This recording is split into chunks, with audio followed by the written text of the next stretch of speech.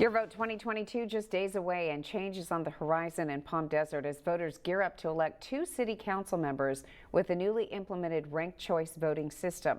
Now, city representatives say this assures that if a voter's first choice candidate cannot win, that the voter's backup choice may be considered. The 5 candidates on the ballot will be vying for 2 seats within District 2, which accounts for 80% of the city's population, for a 4-year term. News Channel 3's Tatum Larson has more on the 5 candidates on the ballot. We have a lot of work to do, but we have a lot in progress, and I'd like to see it get finished. Jan Harnick has been involved in projects like the rail train service and the expansion of broadband internet access in the area during her time serving as mayor of the city. Harnick says she plans to move forward with these projects if reelected, in addition to working towards making the Cal State San Bernardino Palm Desert campus into a 4-year university. Recently, we got that $79 million out of the budget to put a student center there. And that is critically important. And again, this is something that's great for Palm Desert. It's great for the entire region. Greg Ackerman is a lifelong Palm Desert resident and former college professor who is a proponent of the new voters' choice system. I hope people aren't put off by that and aren't mystified by it.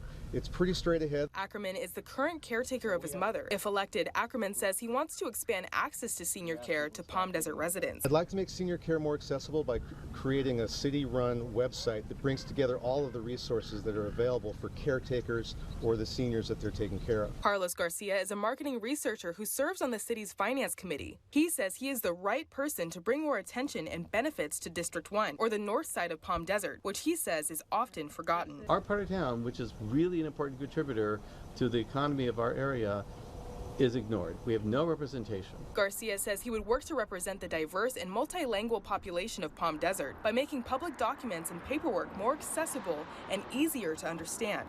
We need to be there to help our residents with every level, including for building permits or DIY projects. You don't know how to do the paperwork.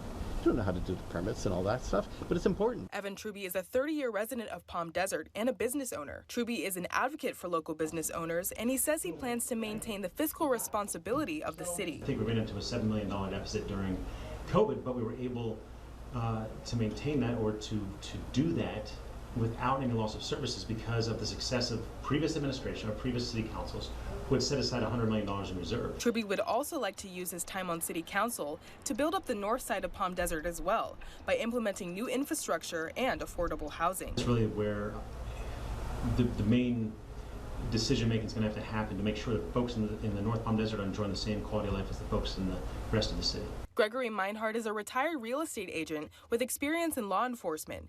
He believes the city needs to gear up for the ever-changing economy. A lot of money right now, but it's going to get tighter, and they're going to make cuts. And I just want to try to steer that ship away from a mistake that's going to hurt people. Meinhardt believes that more attention should be paid to the local dog park as well. The people at the dog park use it 365. I mean, they're always there, and I've noticed a lot of facilities not getting used that could be opened up. In Palm Desert, Tatum Larson, News Channel 3. Palm Desert residents will also vote on Measure B on November 8th, a decision that will determine whether to split the 2 district cities into 5 districts.